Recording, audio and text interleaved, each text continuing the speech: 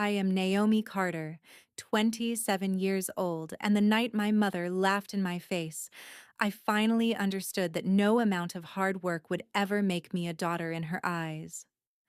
I was sitting at my parents' dining table while they gushed over my twin sister's wedding like it was some royal event, talking about imported flowers, a private garden venue, a designer gown, and a honeymoon so expensive it made no sense for a family that had always told me to be practical.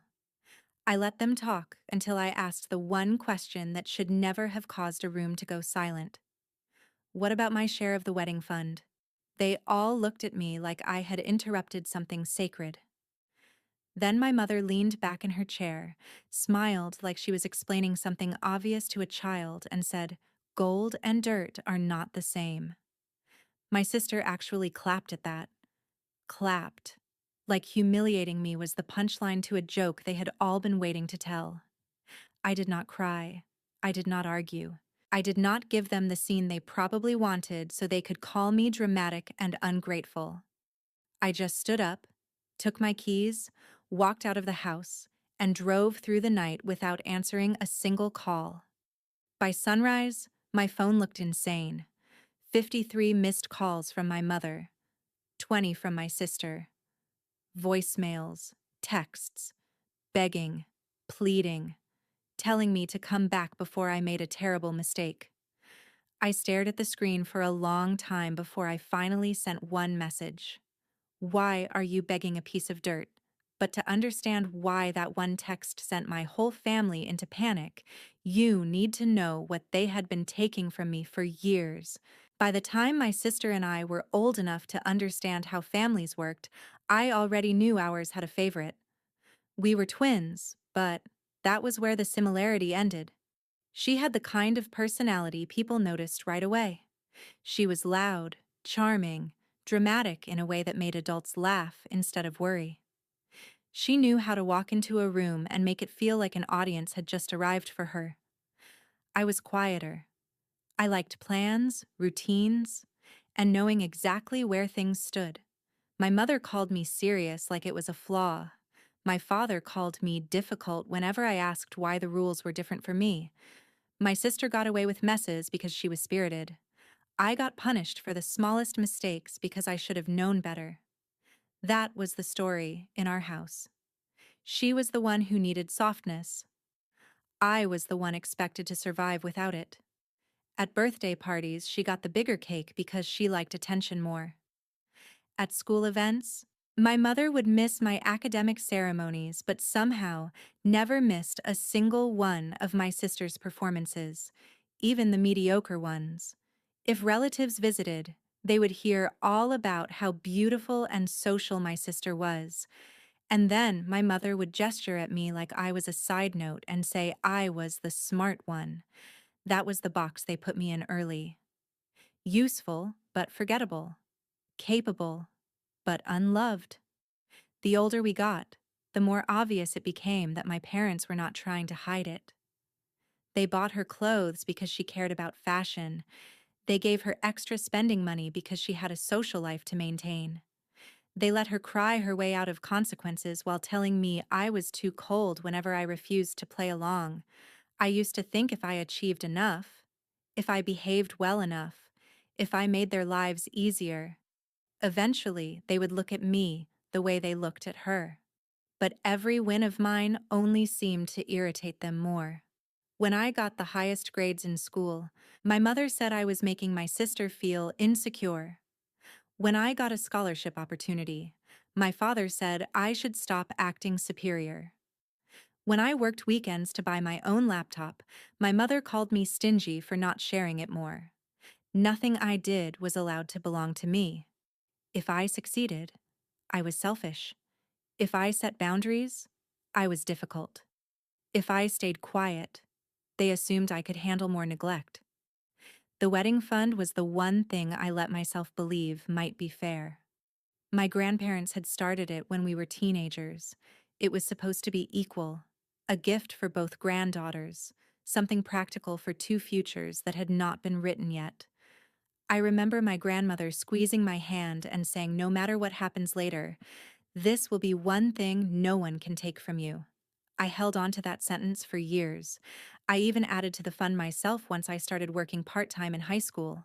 Not a huge amount at first, but enough to matter to me because every dollar represented hours of effort no one had forced me to give.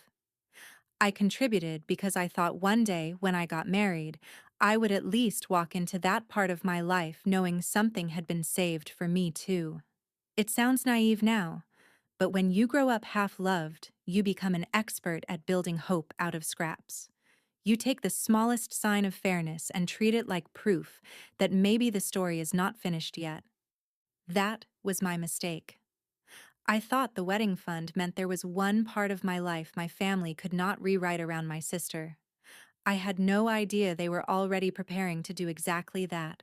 The easiest way to understand the difference between me and my sister as adults is this. I built things, she performed them. I worked my way through college with scholarships, internships, and jobs that taught me how to keep impossible schedules from falling apart. I ended up in wedding and event operations because I was good under pressure and even better at cleaning up disasters before anyone else realized there had been one. I knew contracts, vendor timelines, deposit schedules, contingency plans, and exactly how much emotion people attached to one perfect day. I also knew how much money people were willing to burn just to make strangers envy them for a few hours. That part never impressed me. I moved to Charlotte after college and built a life that made sense to me. My apartment was not glamorous, but it was peaceful. My work was demanding, but it was real. I paid my bills, kept my promises, and learned that stability was a luxury when you had grown up in emotional chaos. My sister went the other direction. She reinvented herself every 6 months depending on what kind of attention seemed easiest to get. She tried boutique fitness, then lifestyle blogging, then social media brand deals, then event hosting, none of which lasted long enough to become a real career. But because she looked polished and knew how to flatter people, my parents kept acting like she was on the brink of something huge. Every time she failed, they rebranded it as potential. Every time I succeeded, they treated it like a personality defect. By then, I was used to it. What they could not diminish was the life I had started building for myself. I met Ethan at a venue walkthrough after a storm had knocked out power during a rehearsal dinner. Everyone else was panicking. He was one of the architects consulting on the restoration of the property, and while the bride's family was spiraling, he was the only person in the room calmer than I was. We ended up laughing in a dark hallway over emergency candles and ruined seating charts. He was thoughtful without being performative, kind without needing credit for it, and he listened in a way that made me feel like I was not competing with noise just to be heard. We dated for 2 years before talking seriously about marriage, and when we did, it felt nothing like the chaos I had grown up around. We talked budget before flowers. We talked guest count before aesthetics. We talked about what mattered and what did not. We wanted something intimate, elegant, and honest. No spectacle, no pretending. Just a room full of people who actually loved us. For the first time in my life, I could picture a wedding without dread attached to it. Around that same time, my sister announced she was engaged to Miles Holloway, a corporate attorney with expensive taste, polished manners, and the kind of family background my mother had been chasing her whole life through country club invitations and strategic friendships. The way my parents reacted, you would have thought my sister had just married into royalty. Overnight, every conversation became about venues, menus, fittings, social circles, and how this wedding had to be perfect because it would open doors. That phrase stuck with me. Open doors for whom? Not for the bride, really. Not even for the marriage. It was for my parents, for their image, for the fantasy they had always attached to my sister because she looked like the life they wanted people to think they lived. My mother started calling me more often, not to ask how I was, but to pick my brain about vendors, contracts, and timelines. Could I recommend a florist? Could I take a quick look at a catering agreement? Did I know anyone who could help them get a better rate on the venue? My first instinct should have been to say no, but old habits are hard to kill. Some part of me still wanted to be useful because usefulness had always been the closest thing I got to approval. So I answered a few questions. I connected them to a venue rep I trusted. I flagged a bad clause in one contract. I told them what realistic costs look like if they wanted quality without getting scammed. My mother thanked me like she was doing me a favor by letting me contribute. My sister barely thanked me at all. She was too busy posting mock-ups of floral arches and champagne towers to her followers, as if she had built the whole thing herself. Even then, I told myself it did not matter. I had Ethan. I had my own future. I had that fund, or at least I thought I did. I believed when our time came, there would still be something left that had my name on it.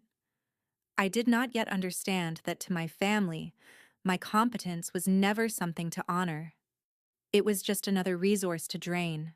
The dinner where everything finally broke started like every other family gathering in my parents' house. Too much performance, too much pretending. My mother had invited me down for what she called a small planning dinner before the final wedding push. I almost did not go, but Ethan encouraged me to keep things civil if I could. He had not grown up inside a family like mine, but he understood enough to know I was always mourning the family I wished I had, not the one that existed. So I drove in for the evening carrying a bottle of wine and the stupid hope that maybe this time they would at least behave like decent people for one meal. My sister was glowing in that carefully managed way she always had when she knew all eyes were on her. My mother kept bringing out binders and swatches and seating charts as if she were staging a campaign instead of a wedding. My father talked numbers in a vague, smug way that suggested he wanted to sound important without ever saying anything concrete. For the first half hour, I mostly listened. Then my mother started discussing a last-minute upgrade to the venue package. More flowers, better lighting, a luxury guest transportation option no one actually needed. I asked the question gently at first.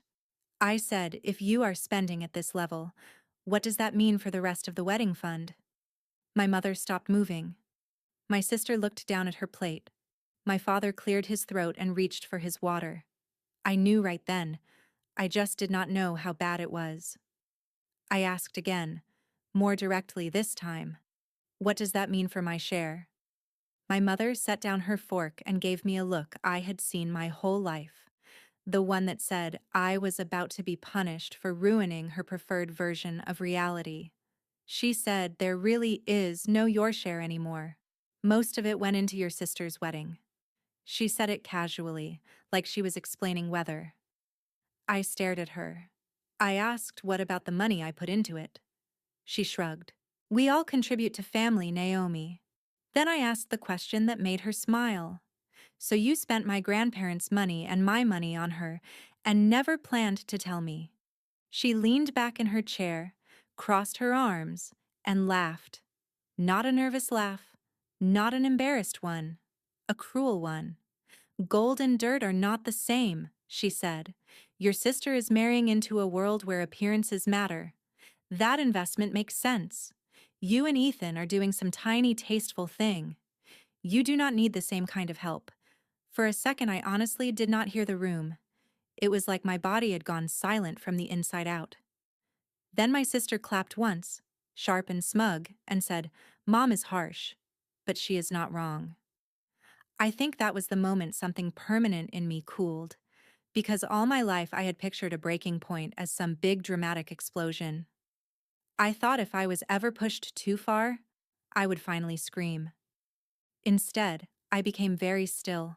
I looked at all three of them and realized none of them expected consequences. They expected pain, maybe tears, maybe an argument they could twist into proof that I was unstable and jealous. What they did not expect was for me to become strategic. So I stood up. My mother told me not to be dramatic, My father said we could discuss it later. My sister rolled her eyes and asked if I was seriously going to ruin the mood over money. I picked up my bag, my keys, and my coat. I said nothing. I walked out while my mother was still calling after me. The second I got into my car, I did not cry. I opened my laptop. Because in their rush to build a luxury wedding they could not actually afford, they had leaned on more of my professional access than they realized. The venue rep they were using had agreed to a temporary hold because of my recommendation. The floral designer had approved a discount through a referral code tied to my company network. A transportation vendor had only delayed full payment because I had vouched that this family would not embarrass me. I sent 3 emails and made 2 calls before I even backed out of the driveway. All professional, all clean. I informed the vendors that I was withdrawing personal and professional sponsorship from any pending flexibility arrangements connected to the Carter Holloway wedding. I clarified that I was not financially responsible for any outstanding balances and that no one should rely on my name or reputation moving forward. I did not ask anyone to cancel anything. I did not need to. I just removed the support they had built their fantasy on. Then I drove back to Charlotte through the night with my phone face down beside me. By the time I got home, I had 7 missed calls. By sunrise, it was over 70. 53 from my mother, 20 from my sister. A flood of voicemails that moved from outrage to panic in less than 6 hours. The venue needed immediate confirmation. The florist was pausing production. Transportation was suspended until payment cleared. My sister's makeup artist had heard there were contract problems and wanted reassurance. For once in their lives, they were not calling because they wanted something from me quietly. They were calling because everything they had built by stepping on me was shaking. I listened to one voicemail from my mother, where she sounded breathless and furious and scared all at once. "Naomi, call me back right now. You are taking this too far." Then, one from my sister, sharp with panic under the attitude. "Do not do this to me. Do not ruin my wedding because you are bitter." I stared at the screen for a long time before typing my reply. "Why are you begging a piece of dirt?" Then I turned my phone off and finally went to sleep. When I woke up that afternoon, I expected to feel guilty. I had been trained for guilt. My entire childhood had conditioned me to believe that withholding help from people who treated me badly was somehow more shameful than the way they treated me in the first place. But guilt was not what I felt. Relief was. Not joy exactly. Not revenge in the cartoonish sense people imagine when they hear that word. It was the deep, almost unfamiliar relief of finally understanding that I did not have to keep volunteering to be the bridge people burned while standing on it. My phone was still exploding when I turned it back on. My mother had shifted into victim mode. "How could you do this to your own family after everything we have done for you?" My father, who had barely spoken the night before, sent one cold message accusing me of sabotaging your sister out of envy. My sister cycled through every version of herself in a single thread. First furious, then mocking, then pleading, then threatening to tell everyone I had tried to destroy her wedding because I could not stand to see her happy. That last one almost made me laugh. People like my sister always assume everyone else is motivated by the same shallow hunger they are. It never occurred to her that I was not trying to take her spotlight. I was just done carrying the stage. I did not answer any of them. I called Ethan instead. I told him everything, including the sentence my mother had used. He was quiet for a few seconds in a way that told me he was angrier than he wanted me to hear. Then he asked the only question that mattered. "Did you do anything wrong?" I said no. He said, "Then let them deal with what they created." That was one of the reasons I loved him. He never confused peace with surrender. Over the next few days, I learned through a mix of voicemails, mutual acquaintances, and the kind of family gossip that travels faster when rich people might be embarrassed that the wedding had not collapsed, but it had cracked. My parents had scrambled to keep it alive. My father liquidated part of an account he had no business touching that quickly. My mother borrowed from two relatives she privately looked down on. My sister cut certain decorative extras, but only the ones guests would not immediately notice in photographs. They kept the venue, but at a reduced package. They kept the dress, because of course they did. They kept the performance of wealth, but barely. Behind the scenes, it sounded like panic and blame and credit cards pushed to the limit. Several guests noticed that vendors seemed tense. One of my mother's friends overheard an argument about unpaid balances near the reception entrance. A cousin texted me that my absence was the real topic of the night.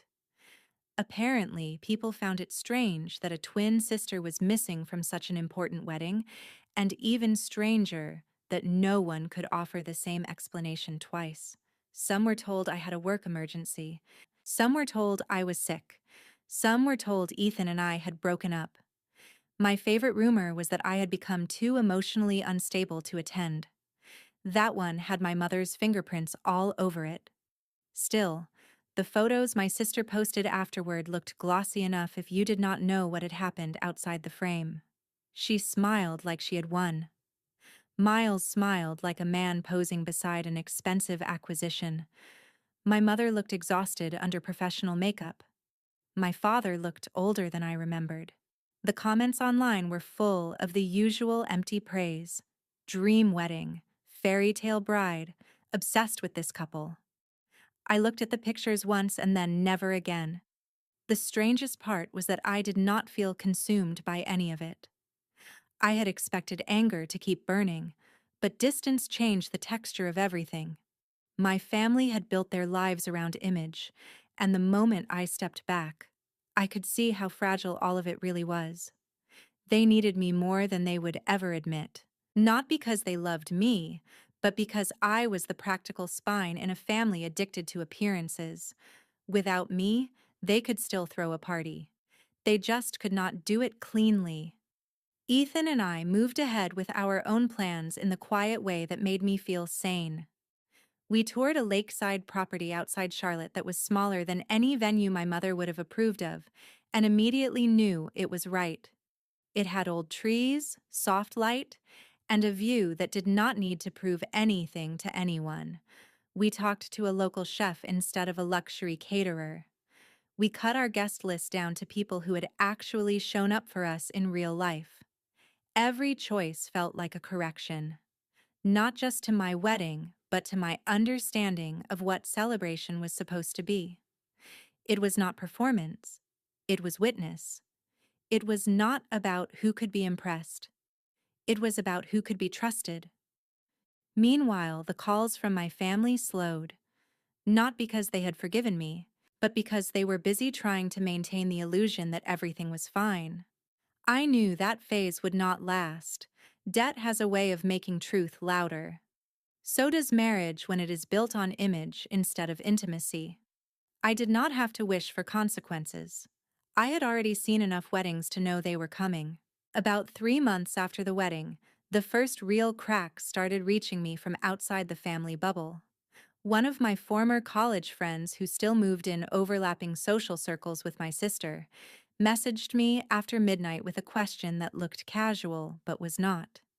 "Is everything okay with your sister and Miles?" I asked why. She said because Sienna has been posting a lot of vague quotes about loneliness and fake love, and she was seen crying at a restaurant while Miles left early. I should have felt sympathy. Instead, what I felt was recognition. Not because I had wanted her marriage to fail, but because I had seen the transaction from the beginning. Miles had not fallen in love with my sister. He had selected her.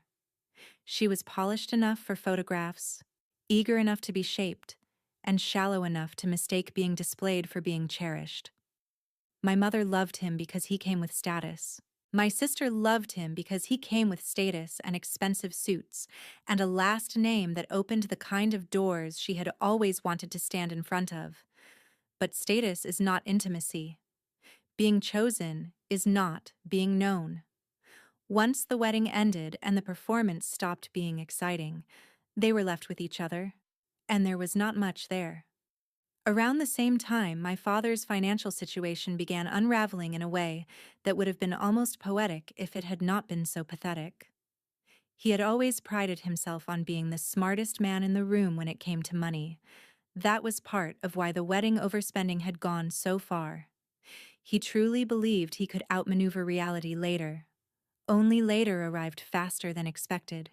Emergency borrowing turned into rolling balances. Rolling balances turned into pressure. Pressure turned into mistakes.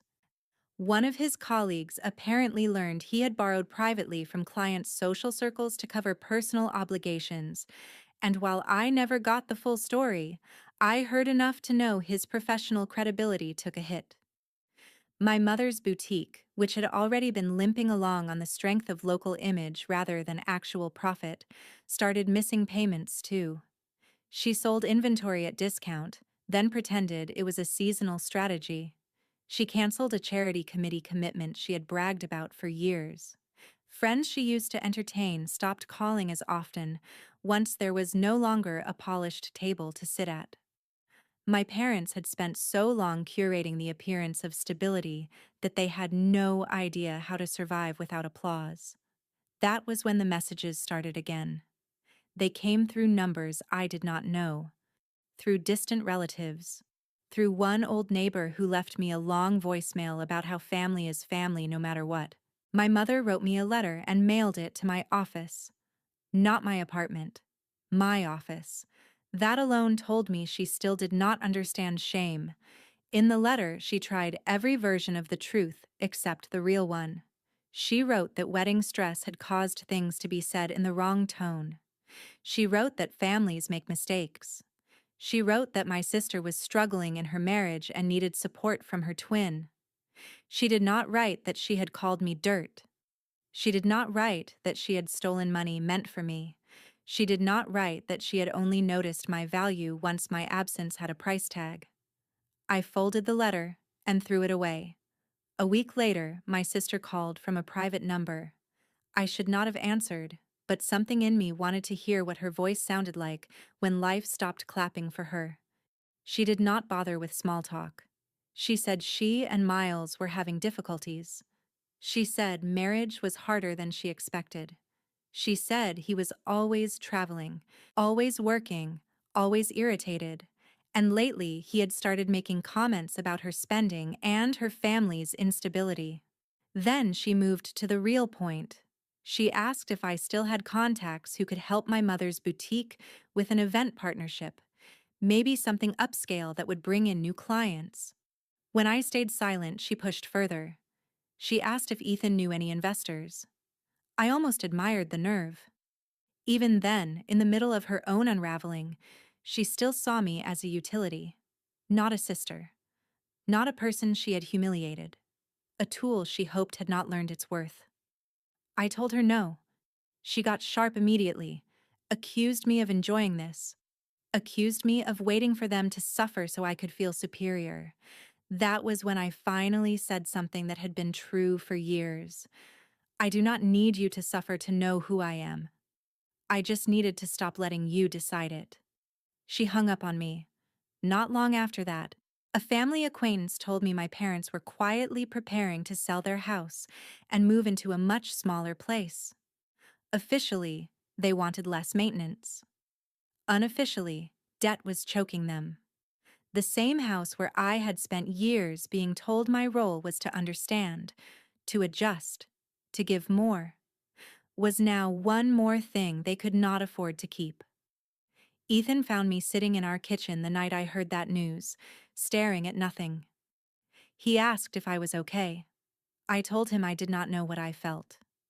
There was no triumph in it. Just a strange ache for the fact that people can destroy their own lives just to protect their pride. He sat beside me and said something I never forgot. Some people would rather lose everything than admit they were wrong to the one person they treated the worst. He was right. My family was not collapsing because I had abandoned them. They were collapsing because every major choice they made was designed to preserve a lie. The lie that image mattered more than character. The lie that favoritism had no cost. The lie that the child who kept everything functioning would always stay close enough to be used. By then, I was done mistaking their emergencies for my responsibility. I had spent too much of my life paying emotional interest on debts I never owed. If they were finally being forced to face what they had built, then that was not cruelty. That was consequence. The final time they reached out, it was almost 8 months after that dinner. By then, Ethan and I had finished nearly all the planning for our wedding. We had our invitations, our menu, our music, and a guest list so intentional that every name on it made me feel calmer instead of obligated. My life had become so steady that the chaos I came from felt like a separate country. Then one evening, just as I was leaving work, my phone rang with a video call from an unknown number. I almost ignored it, but something made me answer. My mother's face filled the screen first, older and thinner than I remembered, her makeup gone, her posture collapsed in a way I had never seen. My father was beside her, looking as though pride had finally become too heavy to carry, and behind them, on the edge of a sofa in what was clearly not their old house, sat my sister. Silent. No perfect hair, no smugness, no applause left in her. For a moment, none of us spoke.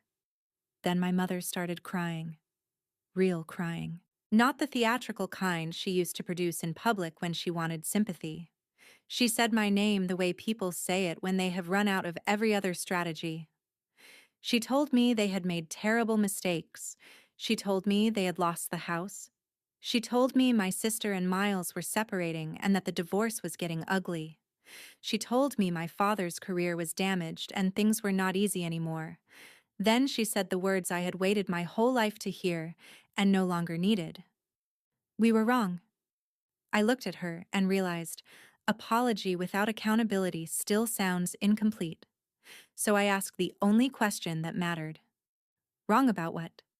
She closed her eyes for a second, like the answer physically hurt. Wrong about you, she said. Wrong about your worth. Wrong about the way we treated you. Wrong about choosing appearances over fairness. My sister still would not look at the camera. My father finally spoke and said he should have stopped it years ago. He said he had told himself he was keeping peace, when really he was protecting the wrong child from consequences and sacrificing the right one to do it. I believed he meant it, and somehow that made it sadder, not better. Because truth arriving late does not restore the years it stole. Then my mother said what she had really called for. She asked if we could start over. She asked if I could find it in my heart to help the family heal. She did not ask for money directly, but the shape of the request was the same as it had always been. Come back, stabilize us, make this easier to survive. I looked at all three of them and felt something I never expected to feel in that moment. Not hatred, not vindication, clarity. The kind that comes when grief has finished turning into wisdom. I told them I was getting married soon. I told them it would be small and peaceful and filled with people who had never made me earn basic dignity. My mother started crying harder and asked if there was still a chance they could be part of it. My sister finally looked up then, and for the first time in my life, she looked small. Not because life had humbled her into goodness, but because it had stripped away the audience she used to mistake for love. I took a breath and gave them the truth they had spent years avoiding. You taught me exactly what I was to this family when you took what was mine, laughed in my face, and expected me to stay. I believed you. I built my life around that lesson. Now you have to live with it too. My mother whispered, please. My sister opened her mouth like she wanted to argue, then closed it again. My father just stared at me with the look of a man seeing the final bill for a debt he had ignored too long. I told them I did not wish ruin on any of them. I told them I genuinely hoped they learned how to treat people before they needed something from them. I told them I hoped my sister one day understood that being favored is not the same as being loved, and that being protected from consequences can leave a person weak in all the ways that matter. Then I said, I was not coming back. I was not reopening a door they had only knocked on once life became unbearable on their side of it. I ended the call before they could answer. A month later, I married Ethan beside a quiet lake under strings of warm lights and old trees that did not need decorating to feel beautiful. There was no spectacle, no false luxury, no desperate need to impress anyone, just vows, laughter, people who showed up early because they wanted to help, and the steady feeling that I was no longer standing in the shadow of someone else's story. When I walked toward Ethan, I did not think about what my family had taken from me. I thought about what they had failed to destroy: my peace, my judgment, my ability to love without humiliating someone first. That, more than anything, was the ending they never expected me to have. If there is any lesson in what happened, it is not just that cruelty comes back around, though it often does. It is that favoritism poisons everyone it touches. It damages the child who is neglected, but it also hollows out the child who is worshipped by teaching them that love can be replaced with indulgence, and that value comes from display instead of character. It teaches parents to confuse control with care and image with success, until they wake up surrounded by the wreckage of their own choices. And it teaches the overlooked child one of the hardest lessons of all: that sometimes healing begins the moment you stop begging to be treated fairly by people who profit from your silence. Family should be the first place a person learns dignity, not the place they lose it. Love without respect is not love. Forgiveness without change is not reconciliation. And protecting your peace from people who only recognize your worth once they need it is not cruelty. It is self-respect.